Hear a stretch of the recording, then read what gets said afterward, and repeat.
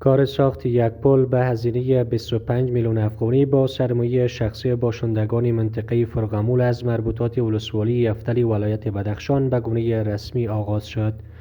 این پل بر فراز دریای کوکچه ساخته می شود و هدف آن آسانسازی رفت و آمد و وصل کردن چند ولسوالی با یکدیگر است.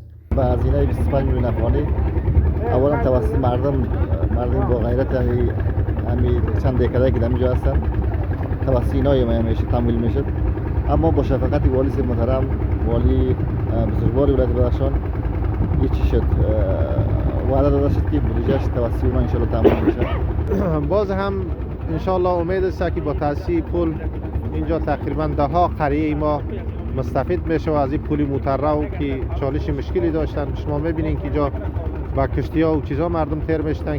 باشندگان منطقه فرغمول با ابراز خرسندی از آغاز این پروژه میگویند که نبود یک پل معیاری بر فراز دریای کوکچه در گذشته مشکلات جدی برای مردم ایجاد کرده بود و حتی از آنان قربانی گرفته است.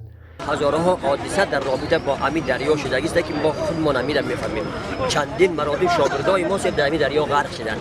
فعلا یک باعثه یا یک مثلا پولی در اینجا آمده توسط مردم از جناب محترم والی صاحب اومدن این را دیدن کردن. یک چندی زنکایی که با ارتباط زایمان بود اونا در فیض‌آباد نقل داده نتونستیم ارتباطی از اینکه چندی زنه که اینجا شهید شد و مردم با مشکلات‌های گوناگون گرفتار بود. باشندگان محل از حکومت می‌خواهند تا در بخش اجرای پروژه‌های انکشافی با آنان همکاری کنند.